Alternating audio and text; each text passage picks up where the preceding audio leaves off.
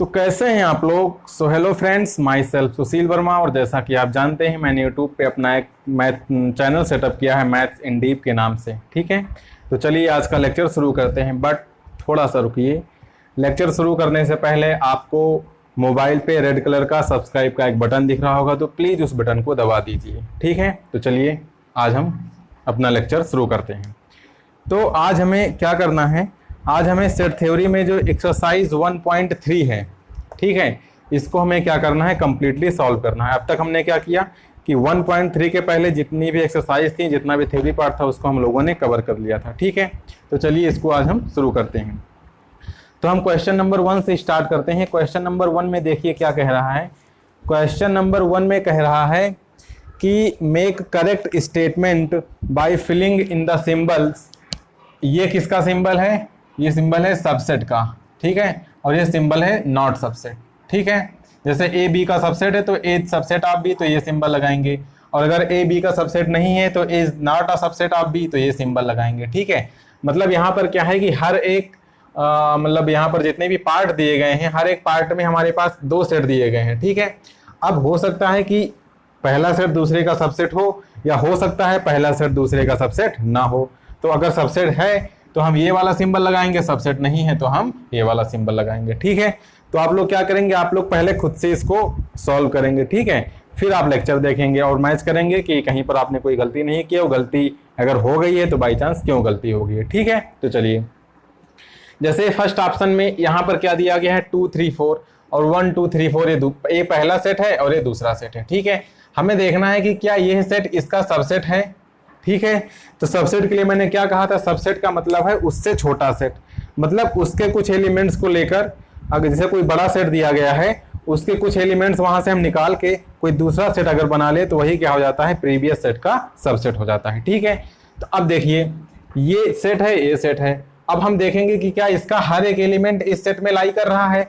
अगर इस सेट का हर एक एलिमेंट इस सेट में होगा तो ये सबसेट हो जाएगा। और अगर कोई भी एक एलिमेंट अगर इस सेट में हमें ऐसा मिल गया जो कि इस सेट में नहीं है तो यह क्या होगा, इसका सबसेट नहीं होगा। ठीक है, तो चलिए चेक करते हैं। हम 1 बाई 1 हर एक एलिमेंट को चेक करेंगे। जैसे यहाँ पर 2 है तो यहाँ पर भी 2 है, यहाँ पर 3 है तो यहाँ पर भी 3 है, और यहाँ पर 4 है तो यहाँ पर भी 4 है। तो इस सेट का हर एक एलिमेंट इस सेट में लाई कर रहा है, इतनी बात पक्की हो गई। ठीक है, इसका मतलब क्या है कि यह सेट इस सेट का क्या हो जाएगा, सबसेट हो जाएगा। और सबसेट होने के लिए कौन सा सिंबल लगाएंगे, सबसेट होने के लिए हम ये वाला सिंबल यूज करेंगे, यानी कि यहाँ पर ये वाला symbol fill in the blanks में आ जाएगा। ठीक है, एकदम लॉजिक के साथ एक एक क्वेश्चन को हमें करना है। ठीक है, जैसे दूसरे की अगर बात करते हैं, देखिए यहाँ पर ए बी सी है, यहाँ पर बी सी डी है। ठीक है, अब देखेंगे कि क्या ये इसका सबसेट है, तो सिंपल सी बात, इसका हर एक एलिमेंट यहाँ पे होना चाहिए। तो हम पहले एलिमेंट से शुरू करेंगे। ए यहाँ है, लेकिन क्या यहाँ पर ए है, यहाँ पर तो ए दिख ही नहीं रहा है। तो जब यहाँ पर ए नहीं है तो हमें एक ही एलिमेंट ऐसा मिल गया जो यहाँ है लेकिन यहाँ नहीं है, तो बाकी तो हमें चेक करने की जरूरत ही नहीं है। बाकी हो ना हो हमें उससे कोई मतलब नहीं है। ठीक है, ए यहाँ है लेकिन ए यहाँ नहीं है, मतलब क्या है कि यह सेट इसका सबसेट नहीं है, यानी कि यहाँ पर this set is not a subset of this set. Clear हो रहा है, चलिए आगे बढ़ते हैं। इसका थर्ड पार्ट है। अब देखिए यहाँ पर ये सेट की कौन सी डेफिनेशन है, इसको कहते हैं रोस्टर फॉर्म। इसको क्या कहते हैं, इसको कहते हैं सेट बिल्डर फॉर्म। ठीक है, तो अब सेट बिल्डर फॉर्म में कैसे देखेंगे कि एक दूसरे के सबसेट है कि नहीं है, तो चलिए देखते हैं। यहाँ पर कह रहा है कि this set is collection of all x such that x is a student of class 11th of your school. क्या कह रहा है कि इस सेट में, जैसे आप किसी भी स्कूल में पढ़ते हो, ठीक है, उस स्कूल में जितने भी 11th क्लास में स्टूडेंट हैं उनका अगर हम एक कलेक्शन ले लें तो उसको हम इस सेट में रख रहे हैं। ठीक है, और ये सेट क्या कह रहा है कि this set is collection of all x such that x is a student of your school. ठीक है, ये इसमें क्या है, इसमें केवल आपके स्कूल में जो क्लास 11th में स्टूडेंट है केवल उनका सिलेक्शन है, मतलब सबसेट है। ठीक है, केवल क्लास 11th के स्टूडेंट्स का इसमें कलेक्शन लिया जा रहा है। लेकिन यहाँ पर क्या है, आपके स्कूल में जितने भी एलिमेंट, मतलब जितने भी स्टूडेंट है, ठीक है, आप स्टूडेंट को यहाँ पर एज एलिमेंट कंसीडर कर सकते हैं। ठीक है, अब वो चाहे क्लास 6 का हो, चाहे 7th का हो, चाहे 8th का हो, किसी भी क्लास का स्टूडेंट है वो इस सेट में आ जाएगा। तो इस सेट में इतना पक्का है कि क्लास 11th का भी स्टूडेंट आएगा, यानी कि इसमें जितने भी स्टूडेंट आ रहे हैं वो इसमें लाई करेंगे कि नहीं लाई करेंगे, लाई करेंगे। तो ये क्या हो जाएगा, इसका सबसेट हो जाएगा। तो ये क्या हो जाएगा, यहाँ पर ये वाला सिंबल आ जाएगा। ठीक है, इस देखिए कुछ नहीं है, बस थोड़ा सा सोचना है, कॉमन सेंस की बात है, ठीक है। वो कॉमन सेंस तो आप लोगों में भरपूर भरा हुआ है, तो सोच सकते हैं आराम से, ठीक है। चलिए इसका फोर्थ पार्ट करते हैं। फोर्थ पार्ट में कह रहा है कि this set is collection of all x such that x is a circle in the plane, ठीक है। भाई आप जानते हैं सर्कल, सर्कल मतलब क्या होता है भाई, इस तरीके का कोई स्ट्रक्चर हो, ठीक है। जैसे ये एक्स एक्सिस है और ये वाई एक्सिस है, ठीक है। अब ये जो प्लेन, जैसे इस प्लेन की अगर हम बात करें तो ये जो प्लेन है ये कौन सा प्लेन होगा, ये एक्स वाई प्लेन होगा। तो इसमें कोई भी आप सर्कल ले लीजिए, तो ये क्या हो गया, एक सर्कल हो गया, कहां पर, एक्स वाई प्लेन में, ठीक है। तो इसमें कौन से सर्कल्स हैं जो कि, हाँ मतलब ये एक्स वाई प्लेन में हो गया। तो इसमें कह रहा है कि आप किसी भी एक प्लेन को फिक्स कर लीजिए और उसमें जितने भी सर्कल हैं उनका क्या है, एक कलेक्शन है। इसमें क्या कह रहा है कि x is the collection of all circles in the same plane with radius 1 unit. अब देखिए इसमें कौन किसका सबसेट है, इसमें तो सभी के सभी सर्कल आ रहे हैं, चाहे वो 1 रेडियस का हो, चाहे 2 रेडियस का हो, चाहे 3 रेडियस का हो, किसी भी रेडियस का हो। लेकिन इसमें कौन से आ रहे हैं, इसमें पार्टिकुलरली वही सर्कल्स आ रहे हैं जिनका रेडियस क्या है, केवल 1 यूनिट है। तो भैया इतना पक्का है कि इसके सभी एलिमेंट तो इसमें आएंगे नहीं। भाई यहाँ पर अगर 2 रेडियस का सर्कल है तो क्या इसमें आएगा, नहीं आएगा, क्योंकि इसमें वही सर्कल आ रहे हैं जिनका रेडियस क्या है, 1 यूनिट है। तो क्या ये सेट इसका सबसेट होगा, ये सेट इसका सबसेट नहीं होगा, क्योंकि ये सेट क्या है, ये सेट इससे तो बड़ा हो जा रहा है, ठीक है। यहाँ पर उल्टा हो रहा है, बल्कि ये सेट इसका सबसेट हो रहा है, ना कि यह सेट इसका सबसेट हो रहा है। तो यहाँ पर क्या आ जाएगा, this set is not a subset of this set, ठीक है। फिफ्थ की अगर बात करते हैं, फिफ्थ में क्या कह रहा है कि x is a triangle in a plane, ठीक है। जो पहला सेट है वो सभी ट्राइंगल्स का कलेक्शन है एक प्लेन में। अब देखिए जैसे हमने इसका फोर्थ पार्ट किया था, वैसे ही क्या है इसका फिफ्थ पार्ट है। ये कह रहा है कि इस सेट में क्या है कि किसी भी प्लेन में, जैसे आप ये प्लेन ले लें, एक्स वाई प्लेन ले लें, ये एक्स एक्सिस हो गई, ये वाई एक्सिस हो गई, तो ये हमारा एक्स वाई प्लेन हो गया। अब इसमें आप कोई भी ट्राइंगल ले लीजिए इस तरीके का, या कहीं भी कोई भी ट्राइंगल बना लीजिए, वो क्या है, इस सेट में सभी के सभी ट्राइंगल्स आ रहे हैं। लेकिन इसमें क्या आ रहे हैं, एक्स इज अ रेक्टेंगल, इसमें तो रेक्टेंगल आ रहे हैं। तो क्या ट्राइंगल रेक्टेंगल हो सकता है, ट्राइंगल कभी भी रेक्टेंगल नहीं हो सकता है। भाई इसमें आ रहे हैं रेक्टेंगल और इसमें आ रहे हैं ट्राइंगल, तो क्या इसका एलिमेंट इसमें आएगा, इसका एलिमेंट तो इसमें कभी नहीं आएगा। ये बल्कि ये दोनों सेट एकदम डिसजॉइंट है। डिसजॉइंट का मतलब है कि इसका कोई भी, ना तो इसका कोई एलिमेंट इसमें आएगा, ना तो इसका कोई एलिमेंट इसमें आएगा। क्यों, क्योंकि ना तो कोई रेक्टेंगल ट्राइंगल हो सकता है और ना ही कोई ट्राइंगल रेक्टेंगल हो सकता है। तो ये क्या इसका सबसेट होगा, ये कभी भी इसका सबसेट नहीं हो सकता। तो this set is not a subset of this set, ठीक है। इसका सिक्स्थ पार्ट करते हैं। ये कह रहा है कि collection of all x such that x is a equilateral triangle in a plane, ठीक है। और ये कह रहा है कि x is a triangle in the same plane. तो भैया इसमें क्या आ रहा है, इसमें सभी के सभी इक्विलैटरल ट्राइंगल आ रहे हैं। मतलब जो ट्राइंगल्स थे उन पे एक प्रॉपर्टी इंपोज कर दी गई कि ट्राइंगल कैसे होने चाहिए, वो सभी के सभी ट्राइंगल इक्विलैटरल होने चाहिए, और इसमें सभी के सभी ट्राइंगल आ रहे हैं। तो भाई इक्विलैटरल ट्राइंगल भी तो इसमें आ जाएगा। भाई इक्विलैटरल ट्राइंगल है तो ट्राइंगल ही ना, तो इसमें तो आएगा ही, तो इसमें आएगा। इसका मतलब है कि इस सेट का हर एक एलिमेंट इस सेट में आएगा। तो ये क्या होगा, इससे छोटा होगा। हम ऐसे समझ सकते हैं भाई ये क्या होगा, इसका छोटा भाई ही तो होगा, ठीक है। यानी इसका हर एक एलिमेंट इसमें आ रहा है, तो ये क्या हो जाएगा, इस सेट का सबसेट हो जाएगा। तो यहाँ पर ये वाला सिंबल यूज कर देंगे, ठीक है। सेवेंथ पार्ट की बात करते हैं। This set is collection of all x is an such that x is an even natural number. अब मैं आपसे कहूं इवन नेचुरल नंबर क्या है, तो आप क्या कहोगे, कहोगे सर 2 है, सर 4 है, फिर 6 है, फिर 8 है, ऐसे ये बढ़ता जाएगा, कहीं पर एंड तो होगा नहीं, ठीक है। ये सभी के सभी हमारे पास हो गए इवन नेचुरल नंबर। यहाँ पर अगर हम बात करें तो ये कह रहा है कि this set is collection of all x such that x is an integer. अब आप जानते हैं इंटीजर क्या होता है। अगर हम भाई 0 इंटीजर है, 1 इंटीजर है, 2 इंटीजर है, 3 इंटीजर है, तो ये तो हो गया हमारे पास पॉजिटिव इंटीजर्स, ये 0 हो गया। और इधर क्या आ जाएंगे, नेगेटिव इंटीजर्स आ जाएंगे, यानी कि -1 आ जाएगा, इधर -2 आ जाएगा, इधर -3 आ जाएगा। तो इधर माइनस के इंटीजर्स बढ़ते जाएंगे, इधर प्लस के इंटीजर्स बढ़ते जाएंगे। अब देखें कि क्या इसका हर एक एलिमेंट इसमें आ रहा है, तो भैया साफ साफ दिख रहा है इसका हर एक एलिमेंट इसमें आ रहा है, क्योंकि 2 यहाँ है तो 2 यहाँ है। अब 3 के बाद यहाँ पर क्या आएगा, 4 आएगा, तो 4 यहाँ है तो 4 यहाँ है। फिर 5 के बाद 6 आएगा, तो 6 यहाँ है तो 6 यहाँ है। यानी कि इस सेट का हर एक एलिमेंट इस सेट में आ रहा है कि नहीं आ रहा है, आ रहा है। तो इसका मतलब क्या हुआ कि यह सेट क्या हो जाएगा, इस सेट का सबसेट हो जाएगा। तो यहाँ पर कौन सा सिंबल, यहाँ पर ये वाला सिंबल हम यूज कर लेंगे। ठीक है, तो ये इस तरीके से जस्ट 2 मिनट का क्वेश्चन था। ऐसे क्वेश्चंस को आपको लिखना नहीं है कॉपी में, पढ़ने का जो सही तरीका है, क्योंकि आप इसको कॉपी में लिख रहे हैं फिर सिंबल फिलअप करना है, उससे केवल टाइम वेस्टिंग होगा। भाई मुझे यहाँ कराना है, मैं इसलिए कराता हूँ क्योंकि मैंने बोला है कि मैं हर एक चीज को कवर करूंगा इसलिए। ठीक है, बाकी इसमें ऐसा नहीं क्योंकि रॉकेट साइंस है, आपको लिखना है फिर इस सिंबल को अच्छे से फिलअप करना है। कुछ लोग होते हैं, भाई मैंने देखा है कुछ लोगों को कि वो जब लिखते हैं तो 4-5 पेन्स का यूज करते हैं, मुझे पता ही नहीं चलता कि इतनी पेन्स का करते क्या है। पहले ब्लैक पेन उठाएंगे, उससे लिखेंगे एक्सरसाइज नंबर 1.3, फिर उठाएंगे ग्रीन पेन, उससे डालेंगे क्वेश्चन नंबर 1, फिर उठाएंगे ब्लू पेन या रेड पेन, उससे लिखेंगे यहाँ पे। ठीक है, फिर उठाएंगे ब्लू पेन, फिर ये सब लिखेंगे, फिर ब्लैक से अंदर एकदम अच्छे से भरेंगे, फिलअप करेंगे।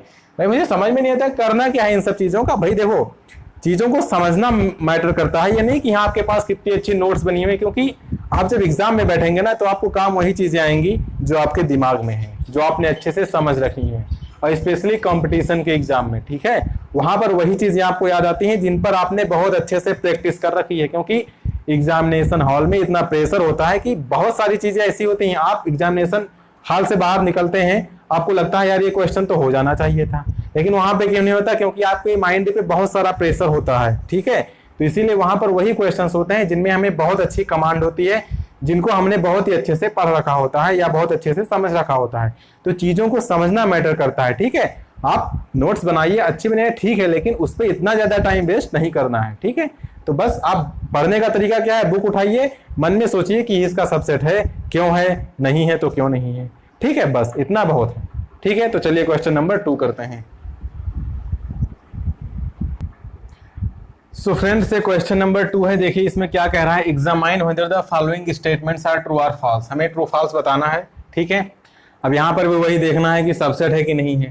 तो जैसे फर्स्ट ऑप्शन देखें तो ए कामा बी है, यहाँ पर ये कह रहा है कि this is not a subset of this set. अब क्या ऐसा है, इसका हर एक एलिमेंट क्या इसमें है, ए यहाँ पर है, भाई ए यहाँ पर है तो ए यहाँ पर भी मिल गया, बी यहाँ पर है तो बी यहाँ पर भी मिल गया।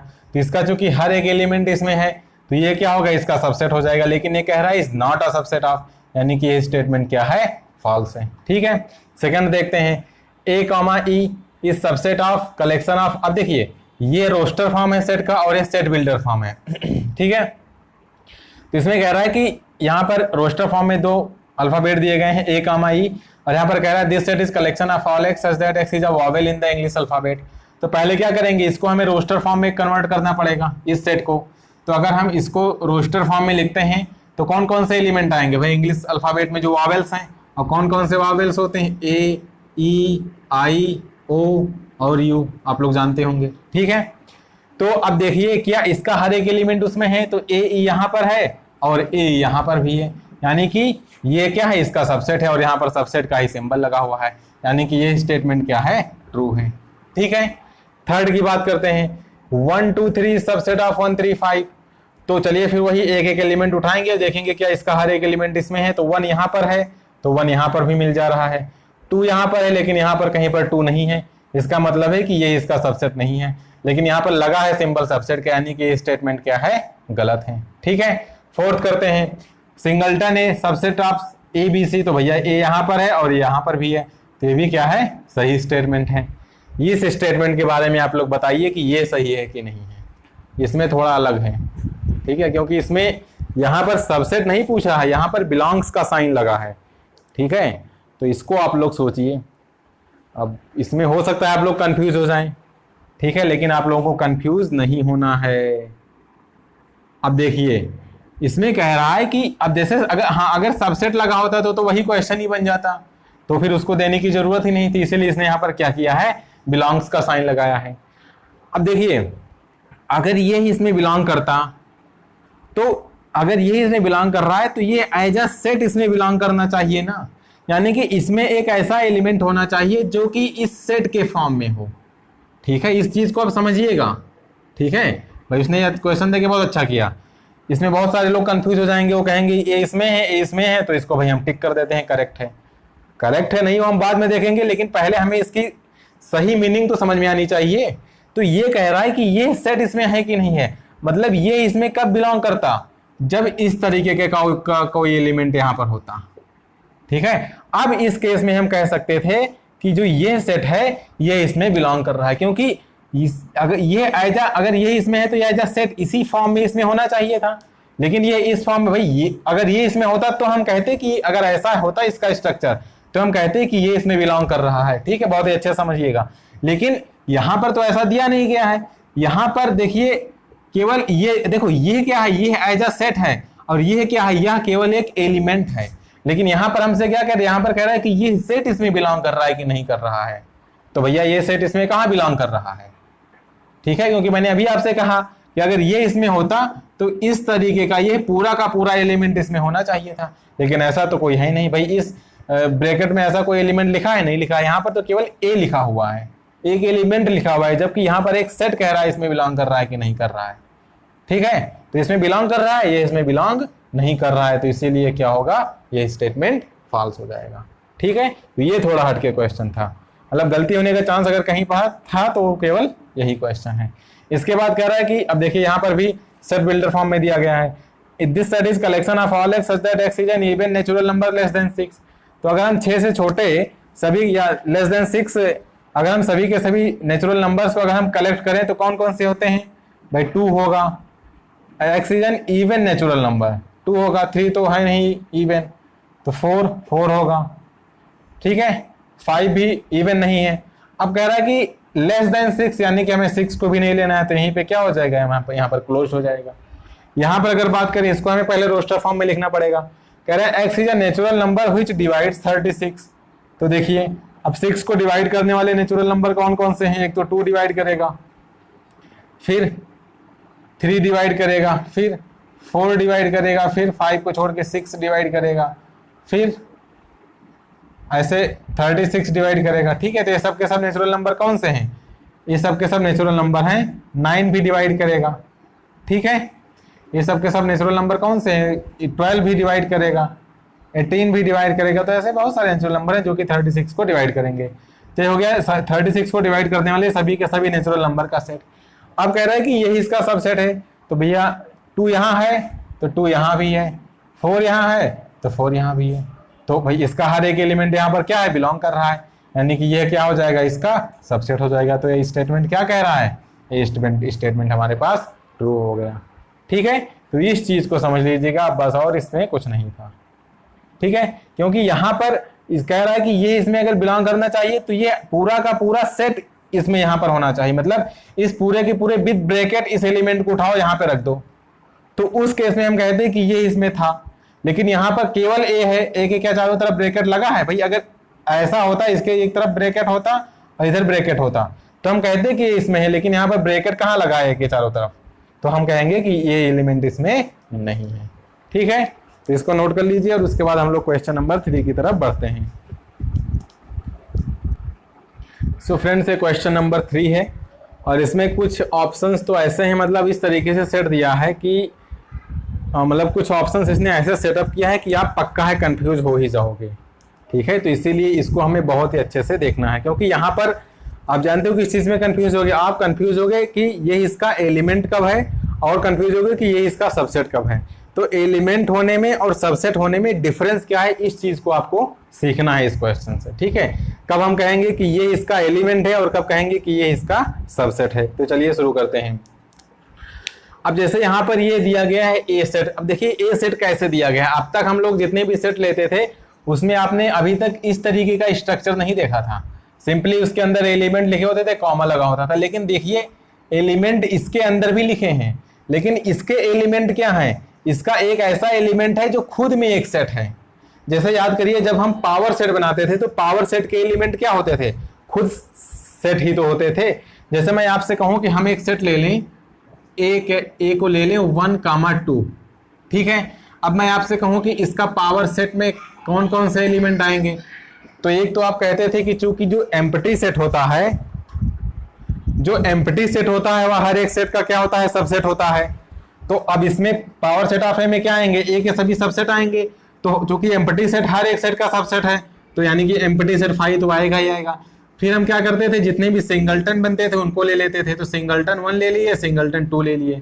फिर इसके बाद क्या किए, जब एक का पेयर खत्म हो जाता था तो हम दो दो के पेयर चूज करते थे।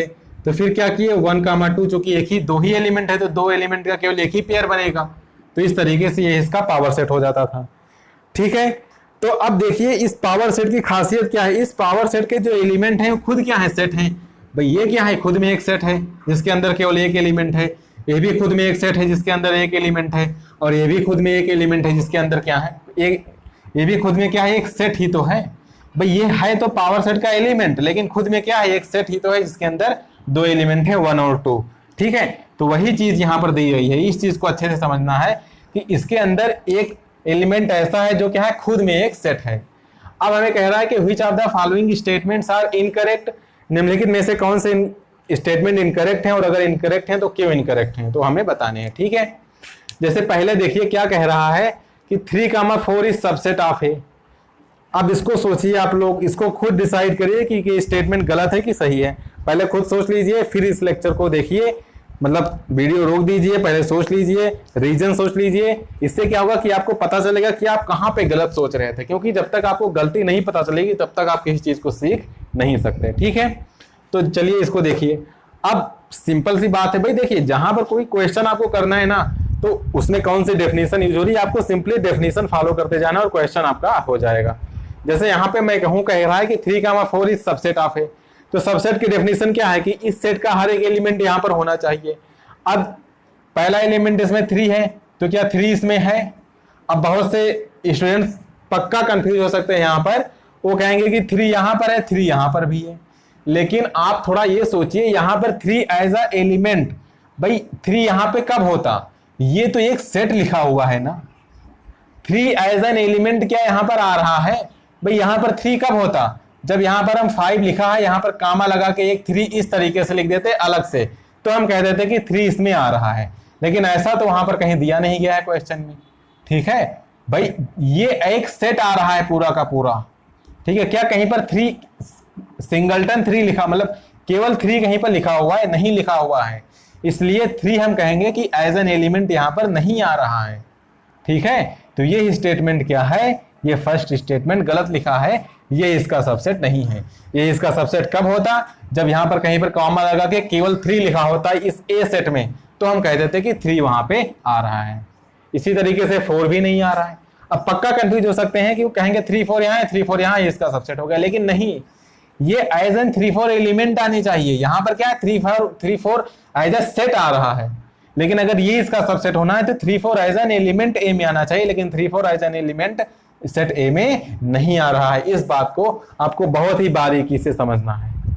ठीक है, तो कंफ्यूज नहीं होना यहाँ पे कि 3, 4 ए का सबसेट नहीं होगा। क्यों नहीं होगा, क्योंकि 3, 4 भाई 3 एज एन एलिमेंट कहीं पर आ रहा है, नहीं आ रहा है। 4 क्या एज एन एलिमेंट आ रहा है इंडिपेंडेंटली, क्या 3, 4 कहीं पर आ रहा है, नहीं आ रहा है।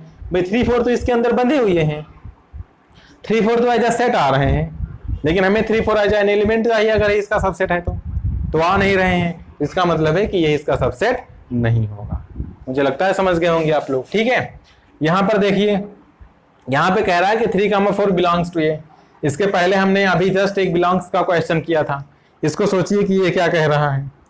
अब देखिए, ये बिलोंग होने का मतलब क्या है कि ये पूरा का पूरा सेट इसमें आना चाहिए। ये एक एलिमेंट हो गया। जब भी हम बिलोंग्स की बात करते हैं ना, कहते हैं कि something is belongs to this set, तो जो समथिंग होता है वह एज अ एलिमेंट होता है। ठीक है, तो यह एज अ एलिमेंट आने का मतलब है कि ये पूरा का पूरा यहां पर आना चाहिए। तो क्या ये पूरा का पूरा विद ब्रैकेट यहां पे आ रहा है, तो भैया आ तो रहा है यहाँ पे, यानी कि ये क्या होगा, इसमें बिलोंग कर जाएगा। तो ये स्टेटमेंट क्या है, करेक्ट है। समझ गए होंगे। इसकी बात करते हैं, कह रहा है this is subset of this set. अब इसको भी सोचिए, मतलब बहुत ही यहाँ पे माइनर डिफरेंस है, ये सोच लीजिए। अब देखिए, ये इसका सबसेट कब होगा, जब इस सेट का हर एक एलिमेंट ए में आए। अब इस सेट का हर एक एलिमेंट क्या है, यही एलिमेंट ही तो है। भाई इसके सेट के अंदर कितना एलिमेंट है, एक एलिमेंट है ये वाला, बाकी उसका स्ट्रक्चर कुछ भी हमसे मतलब नहीं है, वो सेट है उसके अंदर, तो इसका स्ट्रक्चर कुछ इस तरीके से है। अब क्या इस स्ट्रक्चर वाला कोई एलिमेंट यहाँ पे आ रहा है, क्योंकि इसका सबसेट होने के लिए इसका हर एक एलिमेंट ए में आना चाहिए, तो भैया आ तो रहा है, तो आ रहा है, तो इसका सबसेट हो गया, और सबसेट हो गया तो स्टेटमेंट क्या हो गया, ट्रू हो गया। ठीक है, इसकी बात करते हैं फोर्थ की। फोर्थ में कह रहा है वन बिलोंग्स टू ए। तो वन बिलोंग्स टू ए का मतलब क्या है कि क्या वन ए में आ रहा है? तो भैया वन ए में आ तो रहा है, तो ये भी क्या हो गया? ट्रू हो गया। अब देखिए, ये देखिए क्या कह रहा है, वन सबसेट ऑफ है। आप कहेंगे कि वन सबसेट यानी कि यहाँ का हर एक एलिमेंट यहाँ पे होना चाहिए, तो वन ए में आना चाहिए, वन ए में आ रहा है तो ये इसका सबसेट हो गया। वहीं पर आप गलती कर जाएंगे, और इसीलिए उसने क्वेश्चन दिया भी है कि आप गलती करें। भाई एग्जामिनर क्या चाहता है? एग्जामिनर तो चाहता है कि आप ज्यादा से ज्यादा गलती करें, लेकिन आपको गलती नहीं करनी है। कैसे नहीं करनी है? ऐसे नहीं करनी है। भाई देखो, सबसेट होने का मतलब क्या होता है? सबसेट, भाई दो सेट एक दूसरे के सबसेट होते हैं ना। ये क्या है? ये एक एलिमेंट ही तो भाई ये स्टेटमेंट ही गलत लिखा हुआ है, चेक करने की तो जरूरत ही नहीं है, ये तो स्टेटमेंट ही गलत लिखा हुआ है। क्योंकि जब सबसेट की बात करते हैं तो ये एक सेट दूसरे का सबसेट होता है। और सबसेट सेट को कैसे लिखते हैं? दो ब्रैकेट लगाते हैं, इसके अंदर कुछ एलिमेंट लिखते हैं तो कहते हैं कि ये क्या है? एक सेट है। लेकिन क्या कभी आपने ऐसा लिखा देखा होगा? आप सिंपली लिख दें टू और कहें कि यह एक सेट है, या कोई लिखे ए और कह दे यह एक सेट है। तो भैया अगर यह एक सेट है तो या तो आपको सेट की डेफिनेशन नहीं आती है, ठीक है, या तो आपने पढ़ा नहीं है। तो कभी भी ऐसे सेट थोड़े लिखते हैं भाई, ये थोड़े कहेंगे कि टू एक सेट हो गया, हम इसके चारों तरफ एक ब्रैकेट लगाते हैं, आप कहेंगे कि यहाँ क्या है? एक सेट है। ऐसा सेट है जिसके अंदर केवल एक एलिमेंट है। तो हमेशा सेट एक दूसरे के सबसेट होते हैं, कभी भी एलिमेंट, भाई एलिमेंट, हाँ ये चीज याद रखिए, एलिमेंट हमेशा किसी सेट से बिलोंग करते हैं, एलिमेंट सबसेट नहीं होते हैं, और सेट जो होता है सबसेट होता है। इस बात को आप ध्यान रखिए, ठीक है। अब सेट क्या है? सेट में दोनों प्रॉपर्टी हैं। सेट किसी भी सेट का सबसेट भी हो सकता है और किसी भी सेट से बिलोंग भी कर सकता है। जैसे देखिए, यहां पर क्या था? यह सेट इसका सबसेट था, और यहां पर क्या था? यह एक सेट ही तो लिखा है और यह सेट इसमें बिलोंग कर रहा था। तो सेट के पास दोनों प्रॉपर्टी आ सकती हैं, वह किसी सेट से बिलोंग भी कर सकता है और किसी सेट का सबसेट भी हो सकता है, लेकिन एलिमेंट हमेशा बिलोंग करता है, ठीक है। तो अब यहां पर वन क्या है? वन एक एलिमेंट ही तो है। तो अगर जैसे यहां पर वन बिलोंग्स टू ये था तो ये स्टेटमेंट ट्रू था, लेकिन वन सबसेट ऑफ है तो ये स्टेटमेंट ही गलत लिखा हुआ है, ठीक है। तो मैथमेटिकली ही ये गलत लिखा हुआ, तो चेक करने की जरूरत ही नहीं है भाई, स्टेटमेंट ही गलत लिखा है तो चेक क्या करेंगे? गलत सही, ठीक है। तो ये क्या हो गया? गलत हो गया। समझ गए होंगे आप लोग कि कब हम एलिमेंट की बात करेंगे, कब हम सेट की बात करेंगे, ठीक है। इसकी बात करते हैं, कह रहा है 1 to 5 सबसेट ऑफ है। अब अगर ये सबसेट है तो इसका हर एक एलिमेंट इसमें आना चाहिए, और एलिमेंट हमेशा कॉमा के द्वारा सेपरेट होते हैं। तो पहला एलिमेंट 1 है तो 1 यहाँ पे है, 2 है तो 2 यहाँ पे है, 5 यहाँ है तो 5 वहां पे है। तो ये क्या हो गया? ये इसका सबसेट हो गया। इसकी बात करें 1 to 5, अच्छा अब देखिए अब देखिए, ये कह रहा है 1 to 5 ए का सबसेट है, फिर कह रहा है 1 to 5 बिलोंग्स टू ए है। अब देखिए, मैंने क्या कहा कि जब बिलोंग्स की बात आएगी तो पूरी की पूरी चीज वहां पे होनी चाहिए, मतलब ये पूरा का पूरा विद ब्रैकेट यहाँ पे होना चाहिए। लेकिन क्या है? पूरा का पूरा विद ब्रैकेट यहाँ पे है भाई। 1 to 5 तो यहाँ पर इंडिपेंडेंटली आ रहे हैं ना, 1 है फिर कॉमा 2 है। कहीं पर क्या आपको एक ब्रैकेट में 1 to 5 यहाँ पर लिखा हुआ दिख रहा है? नहीं दिख रहा है, यानी कि ये एज अ एलिमेंट इसमें बिलोंग नहीं कर रहा है। ये इसका सबसेट तो होगा जैसा कि हमने यहाँ से देखा, लेकिन ये इसका एलिमेंट नहीं हो सकता, क्योंकि एलिमेंट होने के लिए पूरा का पूरा स्ट्रक्चर यहाँ पे आना चाहिए, लेकिन ये पूरा का पूरा स्ट्रक्चर तो यहाँ पे आ ही नहीं रहा है। तो ये क्या होगा? ये इसमें बिलोंग नहीं करेगा, ठीक है। इसकी बात करते हैं, कह रहा है 1 to 3 सबसेट ऑफ है।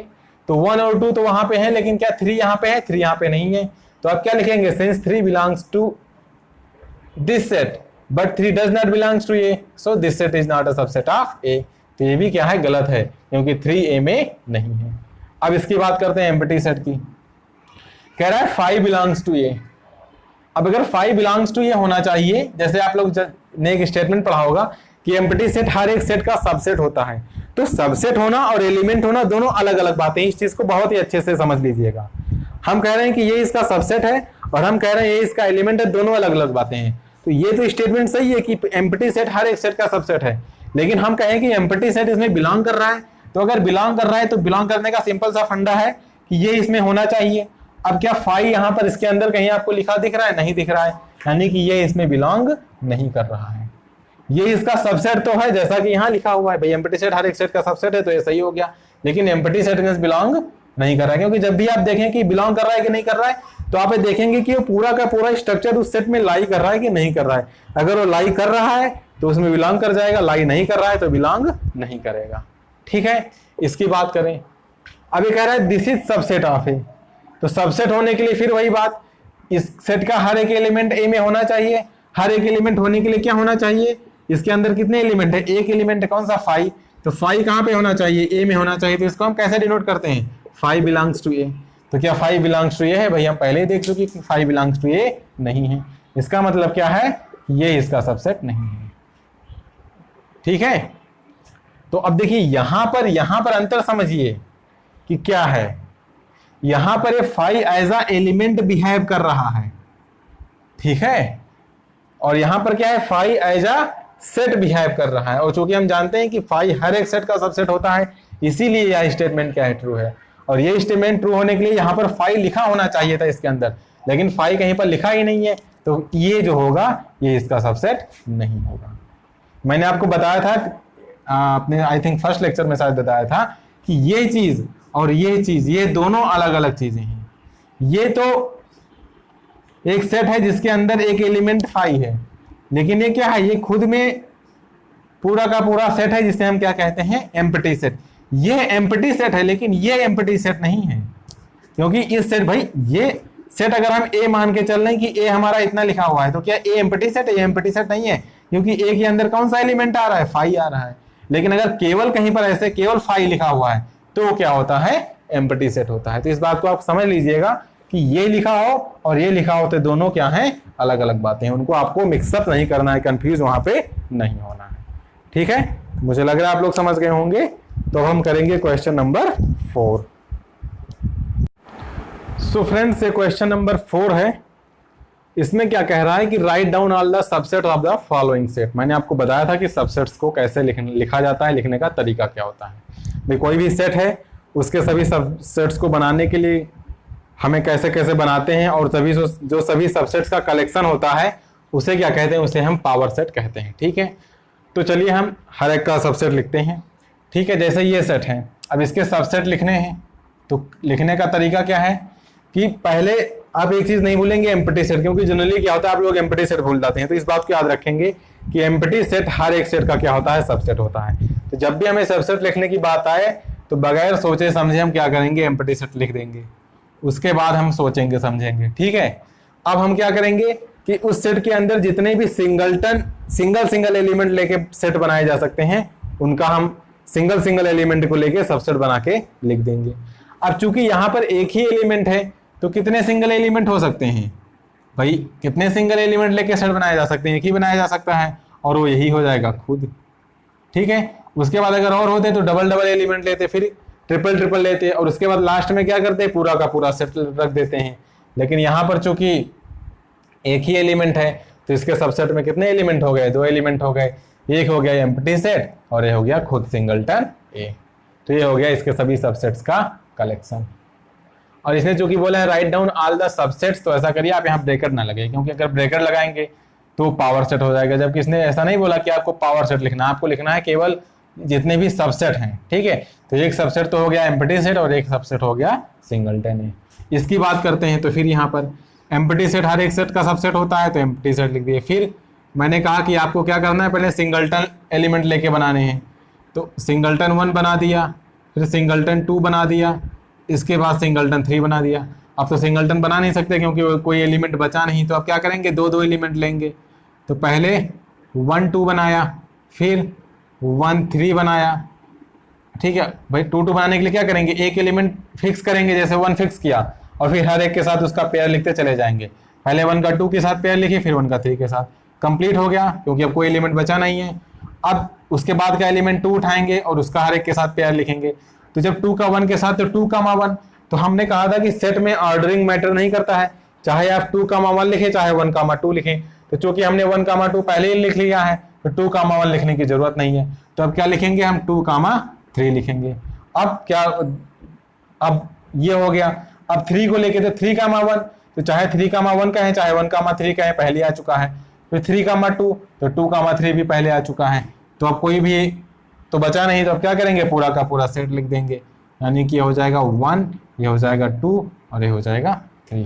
तो इसके टोटल कितने सबसेट हो गए, 1 2 3 4 5 6 7 8 सबसेट हो गए इसके। ठीक है, इसकी बात करते हैं।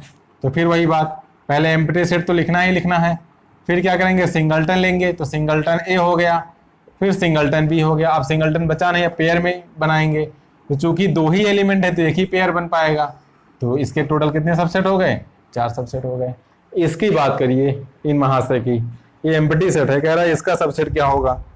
तो भैया जब सबसेट के अंदर कोई एलिमेंट ही नहीं है तो क्या आप कोई सबसेट बना सकते हैं, नहीं बना सकते। लेकिन चूंकि जानते हैं एम्प्टी सेट हर एक सेट का सबसेट होता है। और एक बात और होती है, कोई भी सेट खुद का सबसेट होता है। कोई भी सेट आप ले लें ए, तो ए क्या होता है, ए हमेशा खुद का सबसेट होता है। तो अब एम्प्टी सेट है तो एम्प्टी, भाई इतना तो लिख ही सकते हैं कि empty set is subset of itself, empty set, या phi is subset of phi, तो इसका एक ही सबसेट हो गया ना फाई, इसके अलावा तो इसका कोई सबसेट आएगा नहीं। तो इसका कितने सबसेट होंगे, केवल एक सबसेट होगा, और क्या हो जाएगा, खुद एम्प्टी सेट हो जाएगा। ठीक है, तो इस तरीके से हो गया। अब देखिए यहां पर कह रहा है how many elements of power set of A if A equal to empty set. ठीक है, ये कह रहा है कि अगर ए हमारे पास एम्प्टी सेट है तो उसके पावर सेट में कितने एलिमेंट्स होंगे। ठीक है, तो देखिए इसको कैसे करेंगे। तो मैंने आपको बताया था कि अगर कोई सेट है, कोई भी सेट ए दिया गया है और उसमें नंबर ऑफ एलिमेंट यानी कि कार्डिनलिटी, इस सिंबल को हो सकता है यहाँ पे नहीं यूज किया गया, आप लोग आगे बढ़ेंगे, इस सिंबल ऐसे हम लगा देते हैं तो इसको कहते हैं cardinality of A. Cardinality of A का मतलब होता है ए में कितने एलिमेंट हैं। तो मैंने कहा था कि अगर किसी भी सेट की में अगर m एलिमेंट है तो उसके पावर सेट में जो नंबर ऑफ एलिमेंट होते हैं वो कितने होते हैं, 2 की पावर m होते हैं। तो ये कह रहा है कि अगर ए एम्प्टी सेट है, तो अगर ए एम्प्टी सेट है तो ए के अंदर कितने एलिमेंट होंगे। हमने कहा था एम्प्टी सेट के अंदर कोई एलिमेंट तो होता नहीं है, तो जब एलिमेंट नहीं है तो इसके अंदर कितने एलिमेंट होंगे, 0 एलिमेंट होंगे। तो इसके पावर सेट में अगर कहेंगे कितने एलिमेंट हैं, या पावर सेट की कार्डिनलिटी कहेंगे कितनी है, तो क्या हो जाएगा, 2 की पावर m की वैल्यू क्या है यहाँ पर 0, तो 2 की पावर 0 का मतलब 1। यानी कि अगर हमारे पास एम्प्टी सेट है तो उसके पावर सेट में कितने एलिमेंट होंगे, 1 एलिमेंट होगा। भाई पावर सेट क्या होता था, पावर सेट सभी सबसेट का ही तो कलेक्शन होता था। अब देखिए यहाँ पर हमने अभी किया था, एम्प्टी सेट के टोटल कितने सबसेट बन रहे थे, एक ही सबसेट बन रहे थे। यानी कि अगर एम्प्टी सेट का पावर सेट लिखेंगे तो उसमें कितने एलिमेंट आएंगे, एक ही एलिमेंट आएगा। और लिख भी लेते हैं भाई, एम्प्टी सेट का अगर पावर सेट लिखेंगे तो उसमें केवल यही एलिमेंट आएगा। तो कितने एलिमेंट आ रहे हैं, एक एलिमेंट आ रहे हैं। तो ऐसे भी एक एलिमेंट आ रहा है, और अगर आप फार्मूले से देखते हैं तो भी एक एलिमेंट आ रहा है। ये फार्मूला याद रखिएगा कि अगर किसी भी सेट में m एलिमेंट है, ठीक है, किसी भी सेट में अगर m एलिमेंट्स हैं तो उसके पावर सेट में 2 की पावर m एलिमेंट्स होते हैं। ठीक है, इसका एक प्रूफ भी होता है, एक्चुअली आपके बुक में प्रूफ दिया नहीं है, तो अगर आप लोगों को लगेगा कि प्रूफ आप लोगों को जानना है तो आप लोग कमेंट में बताइएगा, तो मैं आपको प्रूफ बता दूंगा। ठीक है, फिलहाल आप जब आगे स्टडी करेंगे तो फिर आपको प्रूफ जानना पड़ेगा। ठीक है, तो चलिए ये हो गया। इसके बाद कह रहा है कि राइट डाउन द इंटरवल्स। हमें क्या करना है, इन इंटरवल्स को write down the following as intervals. जैसे सेट की डेफिनेशन दी गई है रोस्टर सेट बिल्डर फॉर्म में। ठीक है, हमें क्या करना है, इसको एज ए इंटरवल लिखना है। तो हमने इससे प्रीवियस लेक्चर में बात की थी कि इंटरवल्स किस तरीके के होते हैं, ओपन इंटरवल क्या होता है, क्लोज इंटरवल क्या होता है, या सेमी ओपन सेमी क्लोज क्या होता है। ठीक है, तो उसी तरीके से कुछ नहीं, जब भी हम ओपन इंटरवल की बात करते हैं तो इस सिंबल को यूज करते हैं, और जब क्लोज की बात करते हैं तो जिधर से हमें क्लोज लेना है उधर ये वाला, अगर इधर से क्लोज बनाना है तो ये वाला इधर से लगाएंगे, इधर से क्लोज बनाना है तो ये वाला इधर से लगाएंगे। ठीक है, तो इस तरीके से हमें सिंपली इनको इंटरवल्स के फॉर्म में लिख लेना है। जैसे कि इसको लिखेंगे तो x क्या है, x greater than or equal to, तो चूंकि यहाँ पे इक्वल टू लगा है, ठीक है, तो 0 पे क्या होगा, क्लोज इंटरवल हो जाएगा, फिर कामा लगाएंगे। यहाँ पर स्ट्रिक्टली लेस देन है तो यहाँ पर क्या होगा, 7 लिख के ओपन इंटरवल लगा देंगे। तो ये और ये क्या हो गए, एक दूसरे के इक्विवेलेंट हो गए। यहाँ पर अगर बात करते हैं कि x बिलोंग्स टू r, और यहाँ पर इधर ओपन है, भाई इधर ओपन रहेगा क्योंकि इक्वलिटी तो लगे नहीं है, तो यहाँ पे ओपन लगा दिया -4, फिर कॉमा, यहाँ पर 6 और 6 के ऊपर क्या इक्वलिटी लगी है, तो यहाँ पे क्या कर देंगे, क्लोज कर देंगे। इसका मतलब है कि इस सेट में वही सभी एलिमेंट आ रहे हैं जो कि -4 से बड़े हैं, -4 को छोड़कर, और 6 से छोटे हैं या 6 के बराबर है, क्योंकि 6 को हम यहाँ पर कंसीडर कर रहे हैं। ठीक है, इसकी अगर बात करते हैं तो यहाँ भी ओपन इक्वल टू नहीं है, यहाँ भी नहीं है, तो यहाँ भी ओपन होगा, यहाँ भी ओपन होगा। ठीक है, तो ओपन करना है यहाँ पर, तो क्या हो जाएगा, यहाँ पर -12, फिर कामा लगाएंगे, यहाँ पर क्या हो जाएगा, -10 हो जाएगा। इसकी अगर बात करें तो यहाँ भी इक्वलिटी, यहाँ भी इक्वलिटी, तो ये क्या हो जाएगा, क्लोज्ड हो जाएगा। यानी कि इधर से भी क्लोज्ड होगा 3 पर, और इधर से भी क्लोज होगा 3 पर। इसका मतलब क्या है कि 3, 4 के बीच में, जैसे कि यह 3 है और यह 4 है, तो ये 3 और 4 को भी हमें लेना है, और 3, 4 के जितने भी 3, 4 के बीच में जितने भी एलिमेंट हैं उन सबको भी इसमें क्या करना है, कंसिडर करना है। तो इस तरीके से हमने क्या किया, इसको इंटरवल्स के फॉर्म में लिख दिया। ठीक है, तो चलिए अब हम क्वेश्चन नंबर 7 की बात करते हैं, इसको आप लोग नोट कर लीजिए। सो फ्रेंड्स, ये क्वेश्चन नंबर 7 है। देखिए इसमें क्या कह रहा है, अभी हमने क्या किया था इससे प्रीवियस के क्वेश्चन में, जो इंटरवल था उसका सेट बिल्डर फॉर्म दिया था और उसको हमने इंटरवल के फॉर्म में लिखा था, मतलब एक सेट था। यहाँ पर क्या है कि इंटरवल के फॉर्म में दिया है और हमें कह रहा है कि आपको इसको सेट बिल्डर फॉर्म में लिखना है। तो भाई अगर आपको इंटरवल की डेफिनेशन आती है तो कुछ नहीं है, आप इसको जस्ट विद इन सेकेंड्स आप इसको क्या करेंगे, सेट बिल्डर फॉर्म में लिख देंगे। और अगर नहीं आती है इंटरवल की डेफिनेशन तो आप मेरे प्रीवियस लेक्चर में जा सकते हैं, वहां से देख सकते हैं। ठीक है, तो अब इसको लिखने का तरीका क्या है कि collection of all x such that, पहली बात तो एक्स क्या होना चाहिए, रियल नंबर होना चाहिए। अब रियल नंबर है भाई, रियल नंबर तो बहुत सारे रियल नंबर है, -∞ से इन्फिनिटी तक रियल नंबर होते हैं। भाई अब रियल नंबर लाइन पे क्या कहते हैं, ये रियल नंबर लाइन यहाँ पर 0 होता है, फिर इधर +∞ तक जाते हैं और इधर -∞ तक जाते हैं। तो हमें बताना पड़ेगा ना, या तो ये हो कि पूरा का पूरा रियल नंबर ले रहे हैं, लेकिन पूरा का पूरा रियल नंबर नहीं रहे हैं, क्योंकि यहाँ पर -∞ टू +∞ लिया मतलब लिखा नहीं हुआ है। तो फिर हमें बताना पड़ेगा ना कि रियल नंबर का कितना पार्ट ले रहे हैं। तो उसके लिए दूसरी कंडीशन आएगी कि जो x की वैल्यू होनी चाहिए, अब देखिए -3 पर ओपन इंटरवल है, यानी कि -3 से स्ट्रिक्टली बड़ा होना चाहिए, तो x इज ग्रेटर देन -3, और 0 पे भी ओपन इंटरवल है, यानी कि 0 से क्या होना चाहिए, स्ट्रिक्टली छोटा होना चाहिए। तो क्या हो गया, इस इंटरवल का ये सेट बिल्डर फॉर्म हो गया। ठीक है, इसकी बात करते हैं तो कुछ नहीं है, इसमें भी आंख मूंद के लिख दीजिए। x क्या होना चाहिए, रियल नंबर होना चाहिए। ठीक है, और x की वैल्यू क्या होनी चाहिए, अब यहाँ पर जो कि दोनों पे क्लोज इंटरवल लगा है, तो ग्रेटर देन और इक्वल टू 6 और लेस देन और इक्वल टू 12 हो जाना चाहिए।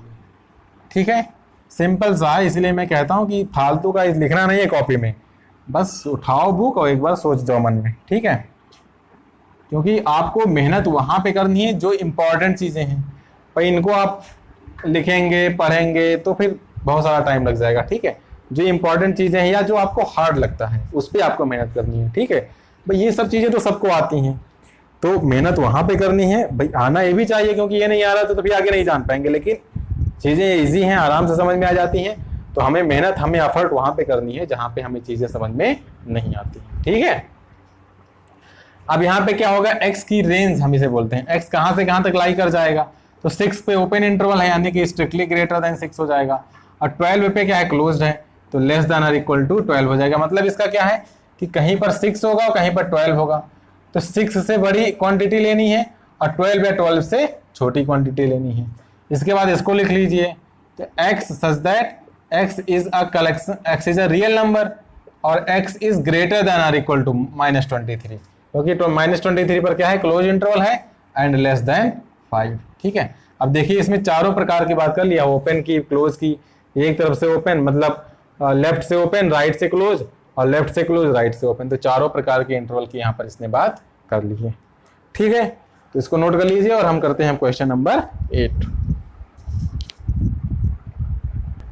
सो फ्रेंड्स, इस क्वेश्चन में देखिए क्या कह रहा है। मैंने आपको यूनिवर्सल सेट के बारे में बताया था कि यूनिवर्सल सेट क्या होता है।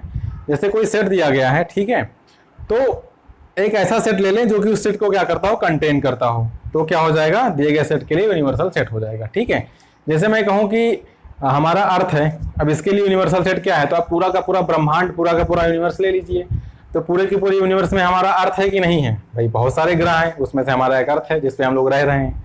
तो क्या हो जाएगा, पूरा का पूरा यूनिवर्स एक यूनिवर्सल सेट हो जाएगा, किसके लिए, हमारे अर्थ के लिए, या किसी भी ग्रह के लिए, कोई भी ले लीजिए। ठीक है, तो यूनिवर्स से ही समझ लीजिए कुछ मिलके बना है यूनिवर्सल सेट। ठीक है, मतलब जो दिए गए सेट को क्या करता हूं, अपने अंदर कंटेन करता हूं, अपने अंदर समाहित करता हूं।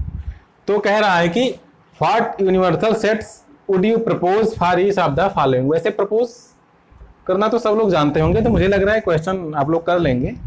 चलिए, कोई नहीं जानता है प्रपोज करना तो मैं बता देता हूं, क्योंकि आगे बहुत काम आने वाली चीज है। ठीक है, तो चलिए सीख लीजिए कैसे प्रपोज करते हैं।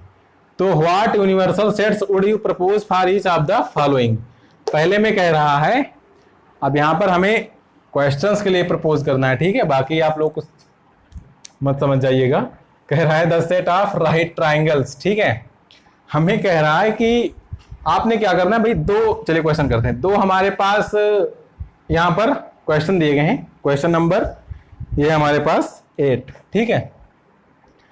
तो क्वेश्चन नंबर 8 का फर्स्ट पार्ट है, सेकंड पार्ट है। अब हमें क्या कहना है कि हमें एक ऐसा सेट बनाना है जो इसको कंटेन करता हुआ इसके लिए यूनिवर्सल सेट हो जाएगा, और जो इसको कंटेन करता हुआ इसके लिए यूनिवर्सल सेट हो जाएगा, ठीक है। इसमें क्या कह रहा है, इसमें सभी के सभी राइट ट्राइंगल्स का कलेक्शन है, ठीक है। और इसमें सभी के सभी आइसोस्केलस ट्राइंगल्स का क्या है, कलेक्शन है, ठीक है। तो थोड़ा सा आप सोचिए कि कैसे हम इन दोनों के लिए यूनिवर्सल सेट को प्रपोज करेंगे, ठीक है। तो देखिए, अगर हम एक सेट, अब यूनिवर्सल सेट को मैंने बताया था कि यू से डिनोट करते हैं, तो अगर हम यू ले लें और कह दें कि you is the collection of all x such that x क्या है, x is a triangle. X क्या है, एक्स हमारे पास एक ट्राइंगल है, ठीक है। किसी भी प्लेन में हो, हमसे मतलब नहीं है, मतलब हम हर एक ट्राइंगल को, जितने भी ट्राइंगल आप बना सकते हैं किसी भी प्लेन में, उन सभी को हम इस सेट के अंदर कंटेन कर रहे हैं। तो देखिए, अब चूंकि इसके अंदर सभी ट्राइंगल आ रहे हैं, हर एक प्रकार का ट्राइंगल आ रहा है, राइट ट्राइंगल हो, आइसोस्केलस ट्राइंगल हो, किसी भी टाइप का ट्राइंगल हो, तो क्या राइट एंगल ट्राइंगल इसके अंदर नहीं आएंगे भाई? जितने भी राइट एंगल ट्राइंगल्स होंगे वो भी इसके अंदर आ जाएंगे, ठीक है। तो इसके लिए यूनिवर्सल सेट क्या हो गया, ये हो गया। और चूंकि इसमें दोनों ऑप्शन एक जैसा दे दिया है, तो इसमें क्या कह रहा है, मतलब दोनों part, the set of isosceles triangles. तो भैया कोई भी आइसोस्केलस ट्राइंगल्स होगा तो एक ट्राइंगल ही ना भाई। आइसोस्केलस ट्राइंगल है, राइट एंगल ट्राइंगल होने से पहले वह एक ट्राइंगल तो होगा, और ट्राइंगल है तो इसके अंदर आएगा, और इसके अंदर जैसे ही आया तो इससे क्या हो गया, इसके हर एक एलिमेंट को कंटेन करने वाला हो गया। तो ये जो सेट होगा, x is a collection of all x such that x is a triangle, ये इसके लिए भी यूनिवर्सल सेट की तरह बिहेव करेगा और इसके लिए भी यूनिवर्सल सेट की तरह बिहेव करेगा। तो इस तरीके से ये क्या हो जाएगा, एक यूनिवर्सल सेट हो जाएगा, ठीक है।